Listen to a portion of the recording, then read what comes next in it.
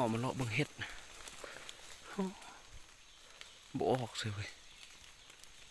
สัตว์หลายอยู่สัตว์นะฟ้าฝนแล้วบ่มันออกมาสมฟ้าฝนในเห็นก็ฮอกสองตัวบ่ได้ยิงตอนนี้ก็หาก็5 โมงเช้าแล้วจะออกเมื่อละมาลัดเบิ่งตอนเช้าซื่อเพราะว่ายังมีเวียกหลายเฮือนจะได้ไปหน้าได้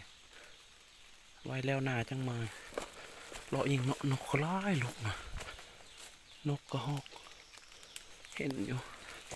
นกจะนกนะแต่ว่าเขายังจะมีวันไปเนาะเห็ดกระบอกแล้วนั่นนี่แล้วนะเจอกันฟ้าฝนคักเสียดายสุดๆเลย